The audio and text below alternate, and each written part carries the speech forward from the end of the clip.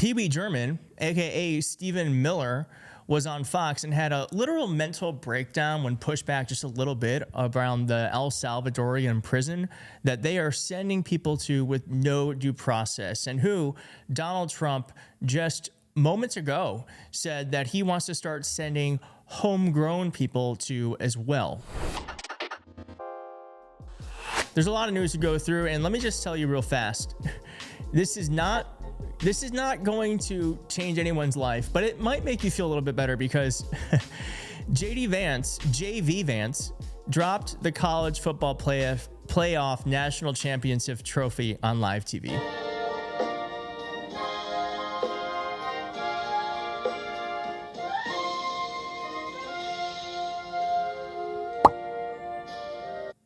Someone put the Curb Your Enthusiasm theme song music to this, because that is the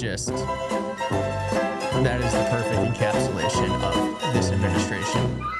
And like I said, Donald Trump did say that homegrown Americans are next. And he said this on a hot mic. They love you. They love what you do. I'm not your supporter. I want them to do, homegrown criminals next. Yeah. I said, homegrowns are next. The homegrown. You got to build about 5 more places. Yeah, that's fair. All right?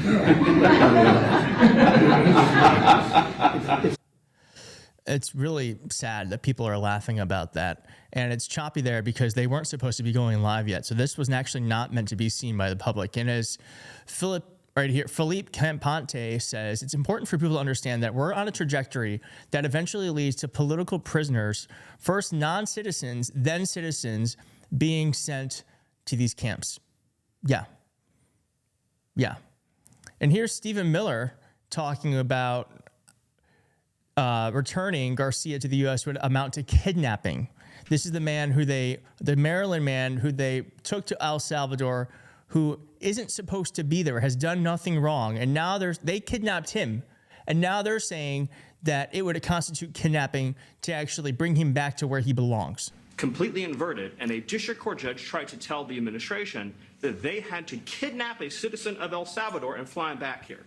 That issue was raised to the Supreme Court, and the Supreme Court said the district court order was unlawful, and its main components were reversed 9-0 unanimously, stating clearly that neither Secretary of State nor the President could be compelled by anybody to forcibly retrieve a citizen of El Salvador from El Salvador, who again is a member of MS-13, which, as I'm sure you understand, rapes little girls, murders women, murders children, is engaged in the most barbaric activities in the world.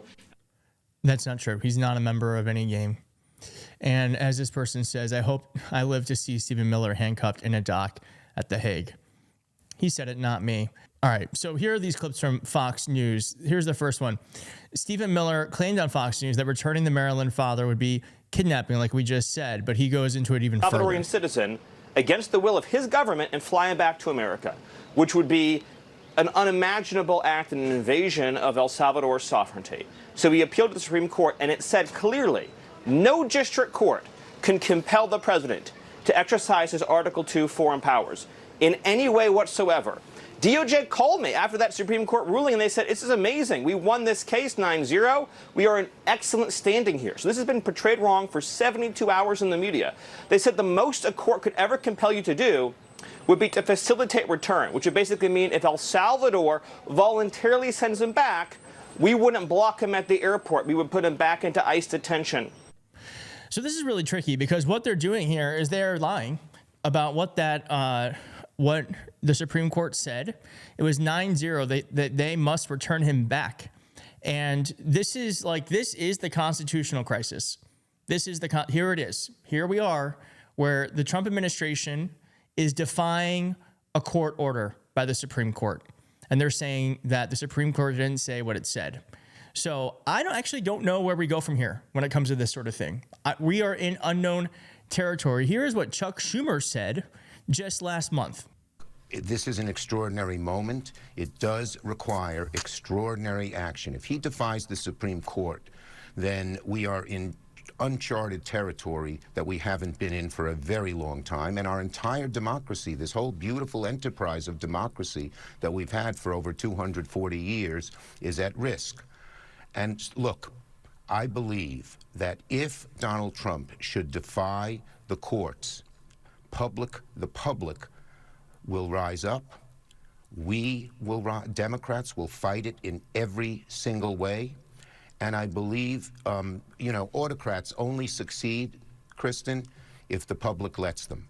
But if the public is so angry and takes action, and certainly we Democrats will, it will trigger a mass movement from one end of the country to the other. Okay, well, where's the action? Because it's happening right now, Chuck Schumer. Where's the action? I have not heard anything come out of you about this. We are here. We are in the Constitution. We need leaders. We need leaders that are willing to step up and fight. And I don't believe you are it at all. And then here's Stephen Miller saying that they're going to deport someone who has a green card. And keep in mind, they are only doing this. They are only deporting this man because of political speech, not because he committed a crime.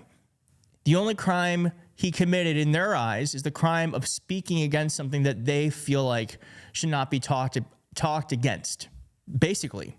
So this is the thing, that they are violating First Amendment protections and deporting people with no due process. Mahmoud Khalil's process that could go on for some time. Will Mahmoud Khalil be deported from the United States? Quick answer on that, please. Yes, he will, as will anyone who preaches hate for America. His organization said they wanted to eradicate Western civilization.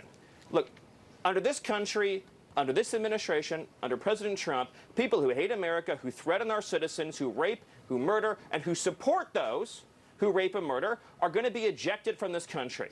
And I just wish a fraction of the media outrage that we had over deporting terrorists and deporting monsters and deporting their sympathizers from this country was spent crying over the blood that was shed of American women and children over the last 4 years, or crying over the 500,000 children that Biden trafficked into this country, or crying over the neighborhoods destroyed by gangs and drugs and fentanyl. Cemeteries are filled with tombstones from Americans that were killed by Joe Biden and Mayorkas and his administration, suffering beyond.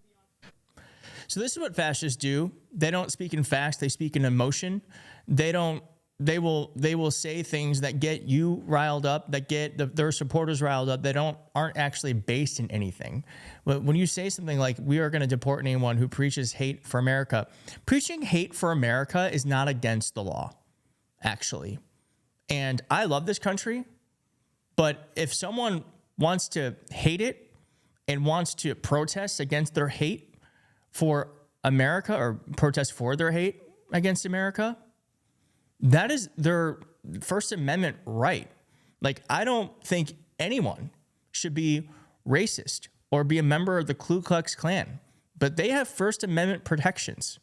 And the whole point of the First Amendment protecting the most vile among us means that we are protecting also folks like when Stephen Miller thinks that Mahmoud Khalil is one of the most vile among us. So it works both ways. But this is a very scary time. Let's just not sugarcoat this. This is very scary. He's only been doing this for 4 months, maybe 4 months, 3.5 months, and this is where we are. I don't know how we survive 4 years. We certainly need leaders on the Democratic side who are willing to speak up, get loud, and organize. And I am willing to talk to anyone on this channel that is willing to fight. We need fighters right now. We need fighters. And I am not scared because I know that we are on the right side of things, but it is a very scary time because I don't know where this is all going to end. But it's certainly just the beginning.